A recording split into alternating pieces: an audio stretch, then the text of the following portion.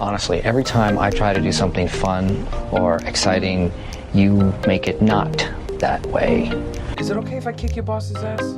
That won't affect your workplace chemistry, will it? One man's toxic sludge is another man's potpourri. All right, who did this?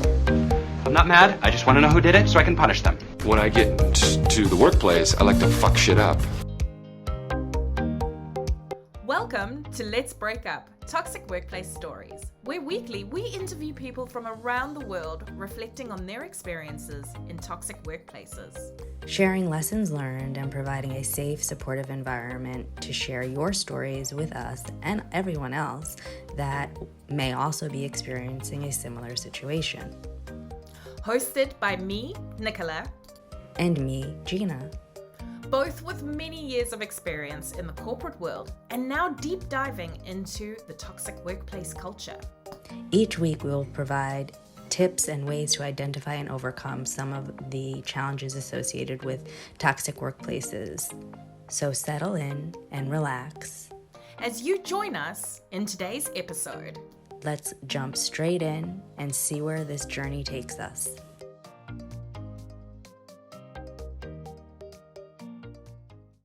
Hi, Nicola. Gina. Are you so excited that this is our very first episode? If you had told me a year ago that we were going to be doing a podcast together, I would have absolutely said that wouldn't have even happened. I think I would agree with you. Okay. But we'll get into why, I guess. We'll get into why. And just for anyone, like the 3 people who might actually listen to our first episode, my voice is like, I know, that would be awesome. But my voice is not normally like this. I have like a weird laryngitis kind of thing. And I think on the intro that Nicola recorded, I probably sound like I died. Died and was like resuscitated. Yeah. All right. Well, Nicola, why don't you tell us who you are? Well, okay. So I am Nicola. I have got a history in OSHA. I've only ever done OSHA or occupational health and safety. I've got an MBA and a diploma of creativity and over 15 years of OSHA experience. I'm also currently studying because, you can't. Because you're crazy. You're a crazy person. Okay. Yes. Go ahead. I'm currently doing a Master of Laws, so I'm not quite sure what I'm doing with my life really because I'm focusing on OSHA and employment relations. So this makes it very pertinent to the stuff we talk about. I'm originally from South Africa and I live in New Zealand. I don't know about you, but I've experienced a number of toxic workplaces for all different reasons. And I'm sure we'll cover a lot of those as we kind of move through the process. I'm also a single mum and I like to be super creative. I don't know about you. Well, I'm Gina and I am creative in sort of a more non-traditional way. I have love for product development. I've been doing that for, I think, 18 years, could be a little bit longer. And currently I'm working in executive and C-suite roles. And I have for the past, I don't know, like 10 years or something. I'm also 43. So that's why don't let my chin acne fool you. So I'm currently a COO of a company that we work with big companies, like, huge companies, international brands, and we help them navigate custom private label items. My first job out of college was on Wall Street, was there for about 5 years. I am a native New Yorker and I wear that badge with pride. I was born in the Bronx, grew up in the Bronx, and I'm Italian, so you guys can do the math. And for me, I had been in toxic workplaces previous to the one that you and I met at. I always thought it was like a term for someone who is weak, like, oh, they can't stand it. But as I've grown older, I've been able to spot things quicker. And I also realized that I was in a lot of toxic workplaces, just stuff that was inappropriate. And partially because I think I might have been the day and age, like the late 90s or something. But I'm also a single mom by choice. I have a beautiful little daughter, and Nicola and I have a lot in common. So yeah. So tell us, Nicola, why did we decide to start this podcast? When we started, it's really funny because when we started talking about it, I think it was just going to be the natural progression of what we were talking about.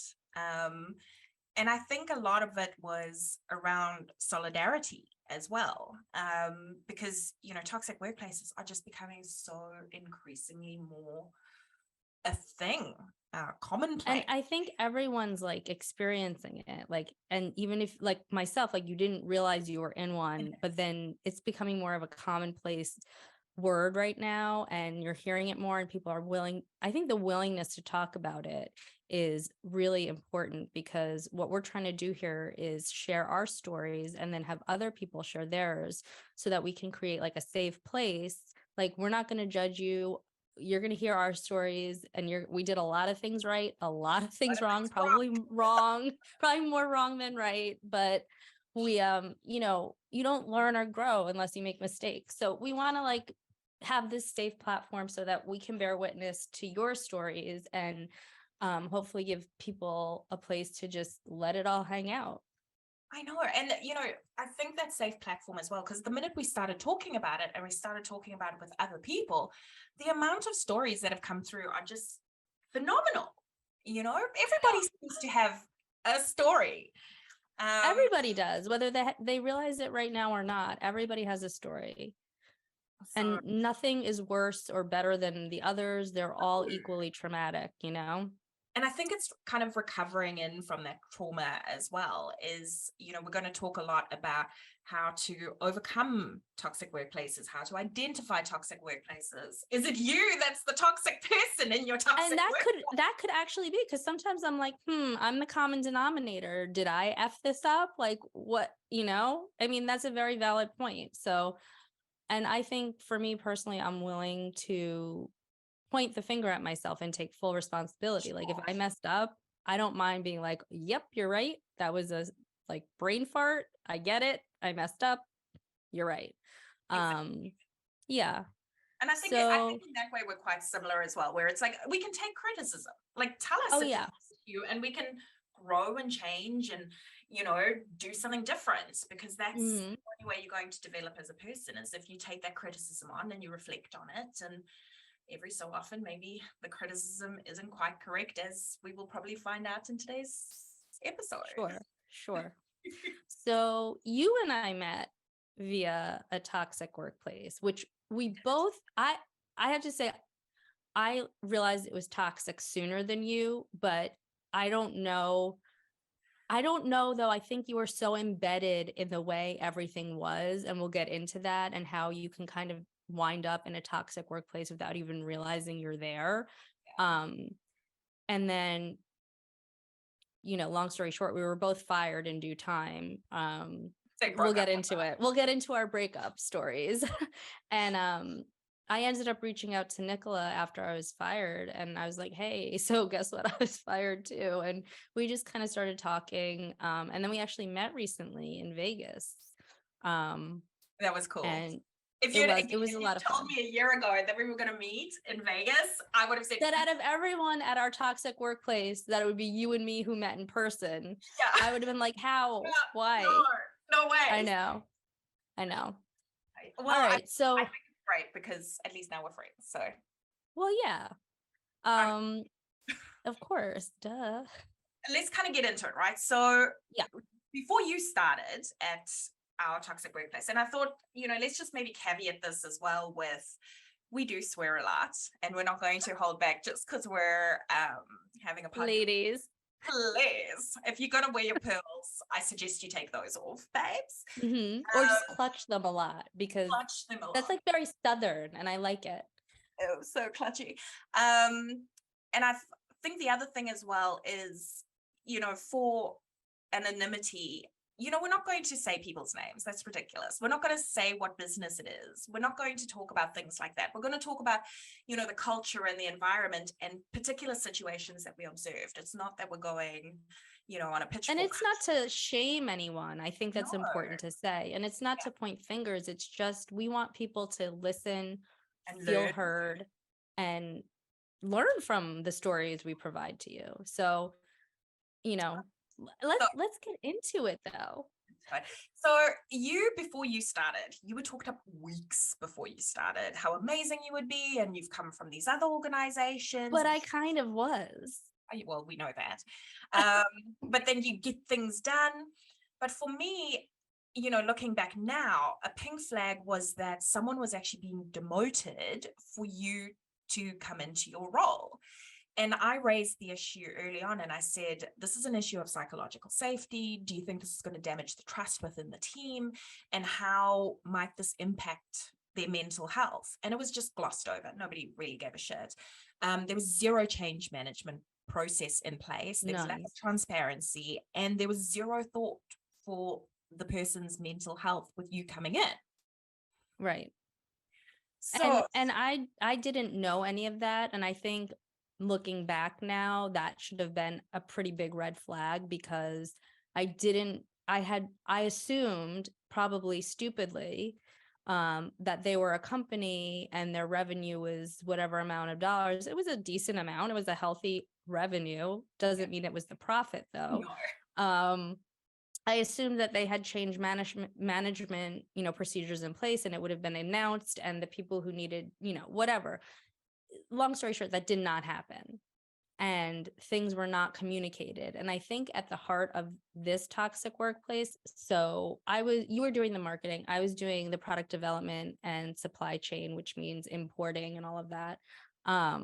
And I think, why don't you tell everyone how you got, initiated into the company or hired?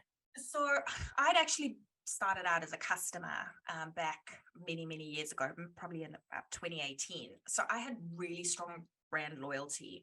I ended up later, because I run a blog as well, and later I ended up promoting the products, which at the time I did believe were the best. In 2020, I reached out to kind of improve the promotion process, because it wasn't great. Like, we weren't getting, as promoters for the product, we weren't getting the products until like months after they were released. So I said, there's ways we can improve this. Can I help?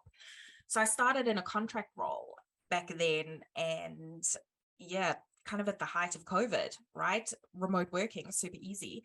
And it kind of grew from there. When I left, I was head of an entire department, much like you were.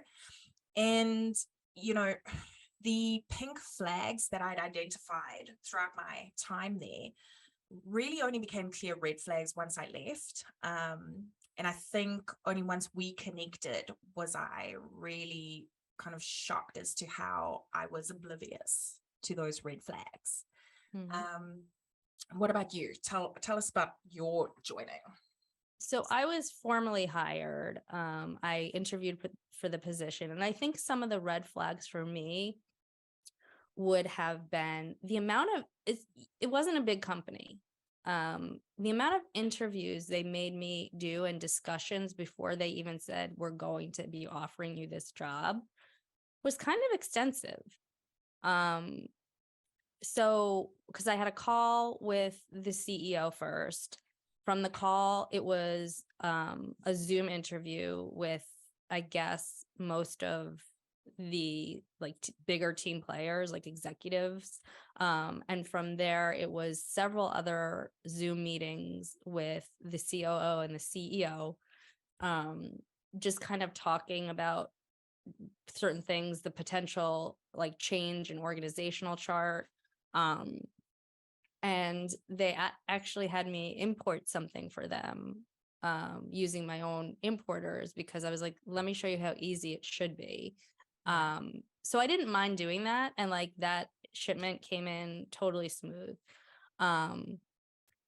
So it was not until after all of that was done that I was offered the position. So and I was, I was almost had to do a test run. it was like, I was like, I don't know. I mean, looking back on it, I probably should have been like, they're using me. They're using me, like, I don't know. I think for some positions, that's something that you should do. Like, for instance, like if you're a creative, like designer in the graphic space, like come up with something or have like, your portfolio ready to see. Or if you're in marketing, maybe you have like, a faux marketing launch. Like, I think that's fine. But in a position like mine, like, why do I have to do all of that to begin with? But anyway, You know, and it's weird that you say that because I didn't realize that you were doing things before you were even hired. I was. Because Yep. that would have been awful for the change management of the person who was being demoted. Well, that was part of the problem. They had nobody who was dedicated to doing imports. And it was like a whole bunch of random people, like the COO who had no idea how to import, shit from shit, was getting involved. There was too many cooks in the kitchen because nobody had the real experience to like do something smooth. So, anyway, so I needed the job at the time because COVID had really affected the current position I was at, and my hours were being cut and so on and so forth. So I needed something, and I knew I wasn't going to leave the company I was with, but I was like, maybe, to me, it was a consultancy. I always knew I was going to leave. I thought I'll stay here a year, and then 4 months. I would not be able to handle a year. Anyway, Cool. all right. So you want to talk about a couple of specific stories? Oh, for sure. So, I'd been there for quite a while, right? And, one of the things that really irked me wasn't even a red flag at the time, but just really irked me because I was like, this shouldn't be how things are, is fireable offenses were just glossed over. And it was because the CEO didn't want to hurt anyone's feelings. And I'm like, that's not how business works. This is a fireable offense. Like, we have to let this person go. And then we're like, it was basically stealing. hey? It was basically stealing. Yeah, the person that said fireable offense was stealing. And yeah, just glossed over it. And not let go. And not let go. I also worked massive hours, absolutely massive hours. And I was always told, the strap line was always, there is no expectation for you to always be available. But if I wasn't always available, something would happen that needed to be fixed. And I would end up having to work extra hard to fix it. And coupled with shit like you'd wake up to a plethora of messages saying, I know it's your day off, but hey, I know you're sleeping, but, and like that was just consistent. You wake up to like I don't know about you, but tons of messages on a message. Slack was overly used. It's a great tool, but it was relied on so much and there was like important files being shared on Slack, and why? Just send it via email. It's much like safer that way, in my opinion. Maybe I'm old school, but yeah. Yeah, but I know. when you tell people though that there's no expectation for you to do these long hours, and then there's just this constant barrage of messaging about, oh, this needs to get done, or has this been looked into? It's like, oh, mate, come now. Yeah. And but I think part of that was they were always on the offense because they didn't have a knowledgeable pool of employees. So we'll get into that later, but and it's not really the employee's fault in a lot of ways, because they were hired thinking they could do X, Y, and Z, and the fact is they lacked any qualifications. So we'll get into that further, We'll get into that a little bit later as well. Yeah, but yeah, in terms of like your amount of hours, it was like you never slept, and knowing you now and having known you during that time, you're like a completely different person. You're like lighter. You don't look so like drained all the time. Yeah, it was terrible. But I identify with that because I also changed. Like I changed, like I think for like a month it was okay. And then my partner and my daughter's nanny started saying like what's going on with you? Like and then after I ended up leaving, my partner was like, I was almost gonna leave you because you were like a miserable bitch. And I was like, yep. And like I would see him at the gym in the mornings, and I'm getting up like super early to get that in before the barrage of messages come. And I would see him at the gym, and he'd like look at me and say like, hey, what's up, or whatever. And I would just be like, I'm miserable. And I just have to turn around and walk away from him because I would start crying. I know. And then my daughter's nanny was like, you're just not present. Like I would be talking to you and it would be like a blank wall because I was like a mile a minute, like thinking like, oh my God, is there an issue that I forgot to talk to somebody about? Am I going to get in trouble for saying this? Like there was just so much, like, it was like a fear culture. For me, I don't do well with micromanaging. And I think micromanaging breeds micromanaging. And that's exactly what happened. You know, because I'm now the COO of a company, and I'm just like, if you're doing it and you're getting the work done and I see the results, we don't even need to talk. Yeah. Like, you know, so anyway, we're good. yeah, I'm like, just let me know when it's done. Do you want to talk about how you were broken up with? Yeah. Oh my God. Let's break up. Did they call you and say, let's break up? We know we're a toxic workplace. Pretty much. It was really bizarre. It was really, really bizarre. And like, we'll kind of come into a bit more of the reason a little bit later, but essentially how it unfolded was there had always been delivery issues around delivering product, and you know, just nobody was sorting that out. And I was really grateful that you were there because, you know, our teams were really working far better together because it was just easier to deal with. And so we had planned for months, well, I had planned for months and my team had planned for months to deliver a suite of digital products to support the delivery of a really cool, fun tool. And because of the delivery issues, it was late and we only ended up getting the product photos just like days before the launch. So I was working, it was a long weekend. I think it was Easter weekend, maybe. I can't remember. But I was working about 18 hours a day for like 3 days, probably more. And the launch was meant to be on Monday, and I was let go on my birthday, which was the Saturday, which is also ironic because looking back now, it was so toxic. I can't even describe it to you. Like, it was insanity. I was supposed to be having the day off on my birthday. I don't know what it was, but I had this ominous feeling and woke up at like 3 a.m. my time to a barrage of messages. And I logged in thinking, okay, well, I can just get some of these things done. I'm up anyway, right? Let me just get things done.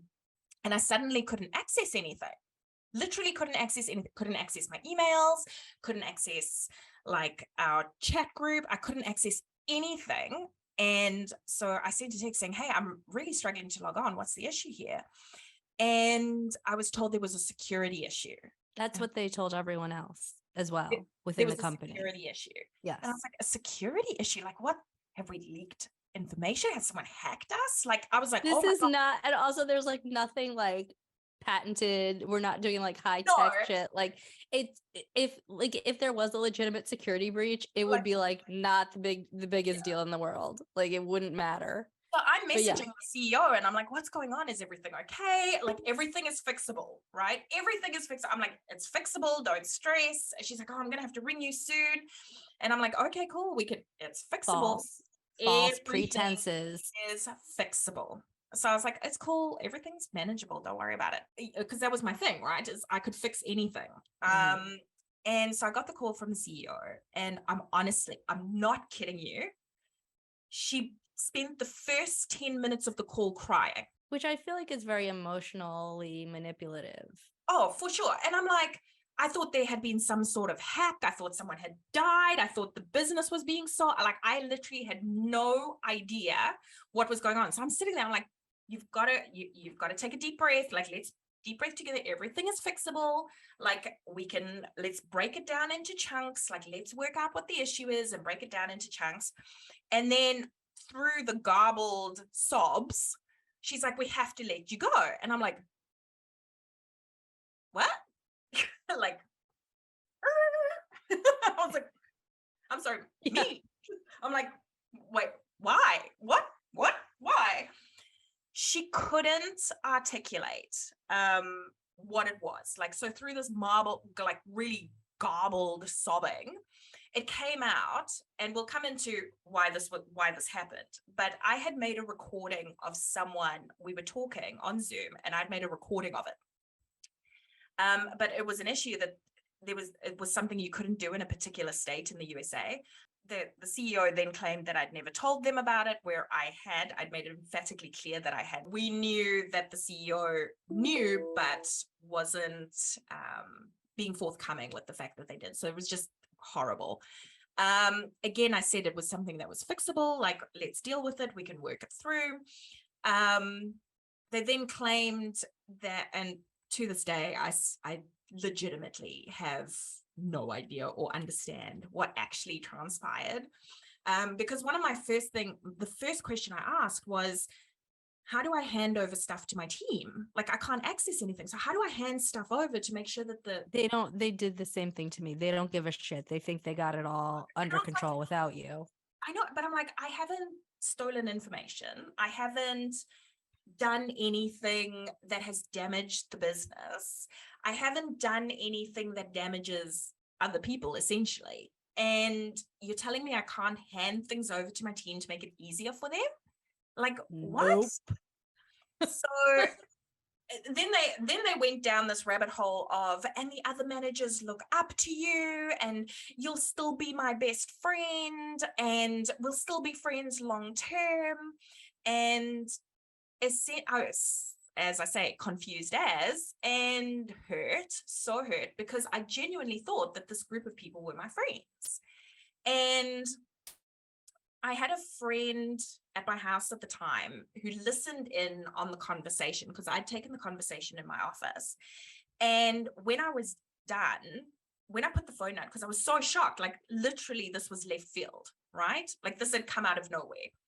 And put the phone down, and I just burst into tears. And they came in and they said they've never heard such an unprofessional way of breaking up with someone in their lives. And they come from a notoriously toxic working environment. And they said they've never seen something dealt with so badly. And that the entire conversation, I was measured, thoughtful with my responses. I didn't get angry. I wasn't upset. I was confused for sure, but I was really measured about my responses. And they said, your professionalism overshone the unprofessionalism that came from the CEO, and that it was actually the most disgusting thing they'd ever heard. And I was like, damn. But there was actually a lot of disgusting things that I heard from the CEO's mouth just over the 4 months I was there. Like, not in relation to letting someone go, but just in general. And I think also, like, the general nature of the business was extremely exploitative of sure, we can get of a demographic that is already vulnerable. Oh, for sure. And it started really bothering me towards like 2 months, because I was like, wait, I don't feel good about this. Like, I don't think that this is cool. But it's caveated in this, and we'll talk about it later as well, is this toxic positivity, right? Like, we're doing that you have to have, or else you're a horrible human being and you have no redeeming qualities. But, you know, for me with my breakup, I think the thing that hurt the most was I genuinely believed that these people were my friends. But no, their alliance was actually to the business, and I was just collateral damage. And because we'll get into why that people are, I'm sorry I cut you off, but it's like, I just wanted to point this out, like that I think because it ended up being so cultish, that people cared about the business only and the CEO. Yeah.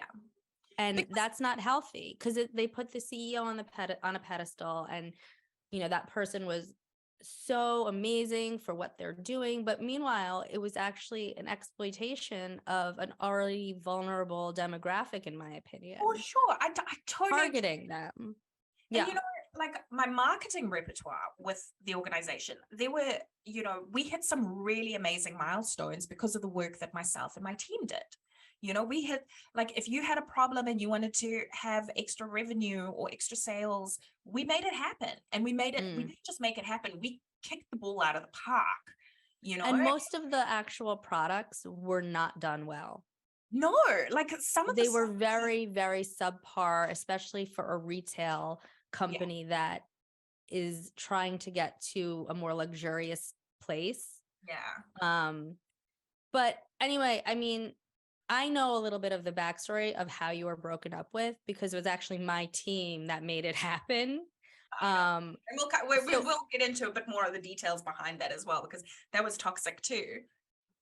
Yeah, that started out like just the whole thing, how it started out. But essentially what happened is somebody asked me to mention something to the COO in one of my one-on-one meetings. And as a manager and a direct report is saying, hey, I just want you to say this to the COO. I felt like I had to, but I wasn't ingrained in the business yet. So I didn't know much. This was like within my first month. So I just simply mentioned it. And I said, this direct report just wanted me to make sure you knew X, Y, and Z. And the COO said, well, unless we have actual proof, I can't really do anything with it. So I said that to my direct report, and I figured that was the end of it.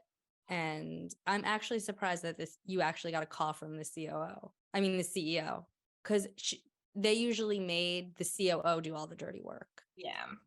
Yeah. That's- And but it took me months. Like it took me months I was so depressed because I wasn't just mourning the loss of, a job, but I was pretty much canceled. I went from being ingrained in absolutely everything all day, every day, 24 hours a day, to having absolutely no purpose, like zero purpose.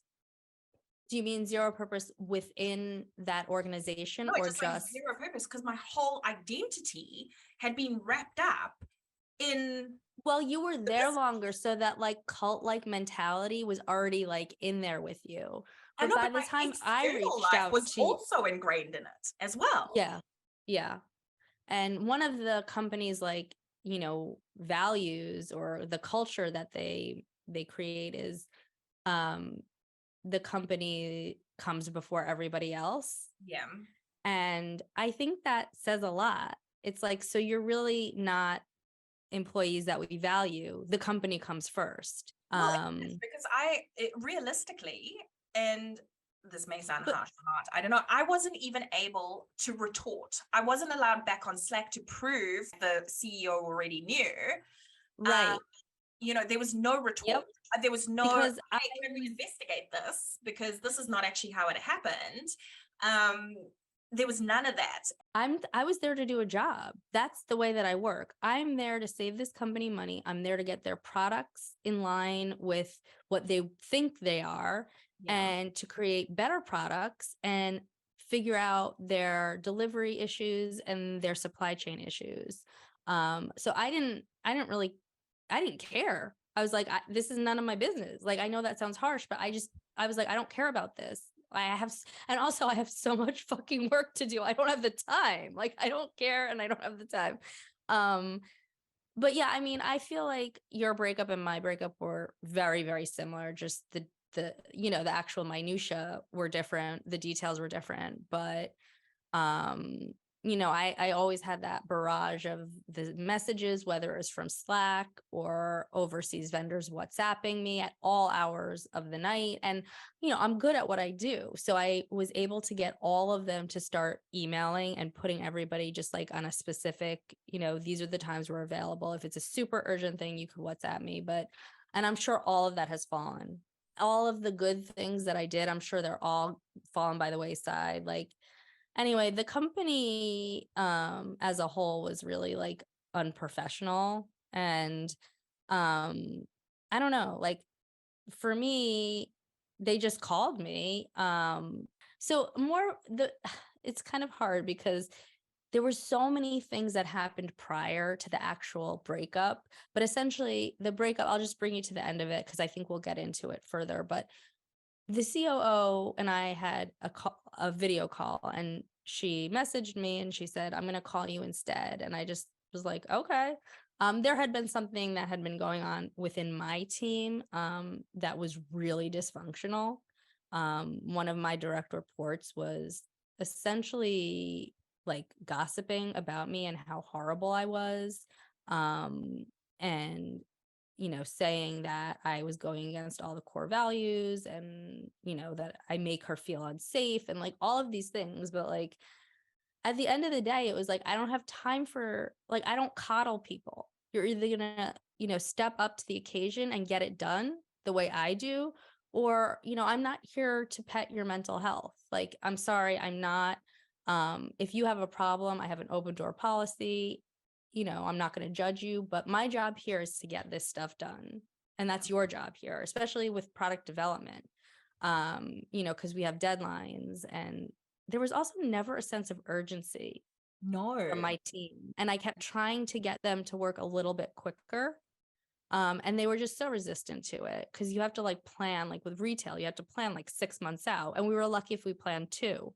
It was ridiculous. Anyway, which then impacted our team, and it was like a massive dysfunction. And I remember towards the end of my tenure there, I was getting really frustrated, and I would talk to my therapist weekly, and she was like, this is common for companies that they know they need to change, but they won't, because they're so comfortable in their dysfunction. There's like a safety there because they don't know anything else. And somebody like me, who has no affiliation to the company ever, didn't even know they existed prior to taking the interviews, comes in and just, I don't mean to sound like an asshole, but I'm good at what I do.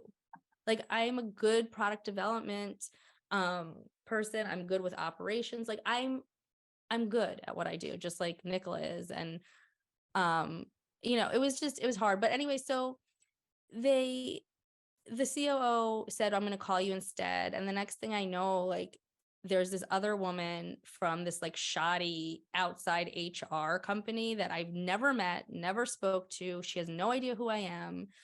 And the first words out of the COO's mouth were, "This can go one of 2 ways." you. And I was like, are you Excuse me? threatening me? Like, it sounded like a threat. But at this point, I already knew that they were letting me go, even though the day before I had screenshotted my direct reports, like really verbally, like rude shit that she sent to me, and said, like, I don't have any choice but to resign from this role because this is not going to get fixed.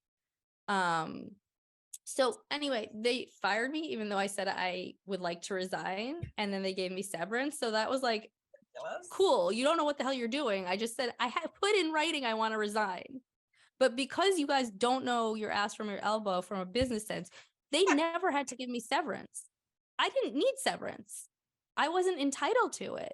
But once they needed to be like, no, you don't quit, we fired you. That's different. So anyway, so she said, yeah, this can go one of 2 ways. And I was like, okay. And then, she's like, I've learned so much from you. And I'm like, yeah, I know. Cause you basically knew shit. You knew fuck about shit. I mean, it was so ridiculous. And she's like, but, we're going to have to let you go. And I was like, okay, is this because of the person who's the direct report? What happened with her that I screenshotted? And this HR lady was like, we don't need to get into the specifics. And I was like, actually, I think we do, because A, you're entitled to an exit interview. For sure. And B, I can ask questions, like, also, like, maybe it was a valid thing that I did wrong, which in this case, it wasn't. These people were just not my people. And I would need to know that information to do better in my next role. Like, I think that you owe that to someone. And then, at the end of the day, the COO was like, you just basically went against all of our core values, which we'll get into those, but they were all like one-liners from Dr. Seuss books. The places you'll go. Our number one core value is, the places you'll go. Or green eggs and ham. Or Sam I am. And like, yeah, it's like, I mean, it was, and they all like contradicted each other. So that's a whole different mess. And I think that for me, the breakup, I felt like they used me. They got me for what I was worth. They got my vendors. They got some of the designers that I've used, and we made the product really good. Now the product's back to shit, and that was it.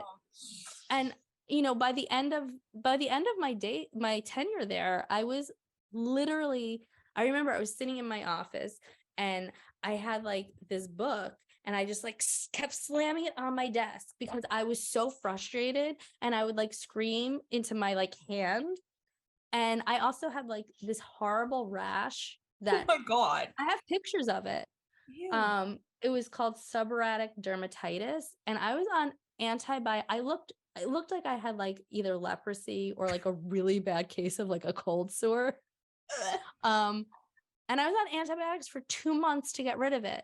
I've never had it before in my life, and I have not had it since. So I feel like you guys need to do the math on that. I fell into a deep depression because, Yeah. not one person checked up on me to see how I was doing. Except for me. Well, except for you when you were fired. Yeah, and it was a couple of weeks after, because I was like, you know what, maybe like, because for me it was like I felt really shitty. I felt used, and I was angry. I was like, can I sue them? Like, I was talking to a lawyer friend of mine, and he's like, you don't really have the right to sue them. I just felt like they took me for everything I was worth, and I was fucking angry. I was And like angry. they didn't recognize how powerful I can be if they just let me shine. Yeah. And they do not allow their employees to shine. No, they ever. They don't. You can't shine brighter than the CEO or the COO. No. And it was, my feelings were hurt just like yours. Because it's like, out of everyone, you and I probably had the most, well, I know we did. We had the most corporate experience in like real companies, not like a little like startup that's not funded. Okay, so I think, one of the things that we're going to talk about, I think, today is, what is traditional workplace toxicity? And I know that you went and found kind of 16 signs of a toxic workplace, according to Fast Company, which actually were really valid. And I really enjoyed reading through them. So I thought it was a really good idea to maybe go through each one of them and kind of highlight how the toxic organization that we met in, how those lined up with the toxicity that is kind of commonplace in a toxic work environment. Well, our next episode, now that I think we're going to cut this episode in 2 parts, because it's going to be, I think 3, but like 3 parts. So we'll have part 1, kind of how we met. Part 2 is going to be all about scene traits of toxic workplaces. And then I'm guessing episode 3, that toxic positivity and that MLM cultish vibe. I think the first, let's say few episodes are going to be pretty juicy, because I think we're pretty candid people, and we're not going to hold back on, the experiences that we've had. Yeah. I mean, I think, the one workplace that I think I want to talk about is, it's a little juicy, though they're no longer in existence anymore, but there was some inappropriate relationships happening, and it's interesting. And I know that you have your own sort of bindle of juicy things to talk about. All right. So well, that brings us kind of to the end. And, we really want to thank you for joining us on part 1 and part 2 of our first episode. And possibly part 3. Possibly part 3. It really feels like an accomplishment, I think, getting this first one done and dusted. So we can be proud of each other, I think. Yeah. So if you enjoyed like these 4 or 5 or 7 episodes all in one, we would love it if you could like and subscribe to our podcast. And side note, leaving a review also helps, and it lets everyone else know that we don't suck too bad. Just a little bit, but it also helps us create more, right? It helps us create more because it shows that there's an interest in the topic and in toxic workplaces. You can find us on Instagram and LinkedIn, and this will also go up on YouTube as well. And for those of our listeners who do better with reading, we also will have a full script available with closed captions on YouTube as well. And we welcome. And for those who just want to see a 43-year-old woman with incredible acne, here you are. I feel like I'm like a cross between like a Dr. Pimple Popper episode and this one. All right, so you're welcome to reach out to us on our LinkedIn page or our Instagram page over at Toxic Workplace Pod, and let's break up toxic workplace stories. If you would like to be interviewed, we welcome you to share your story because we are all about solidarity.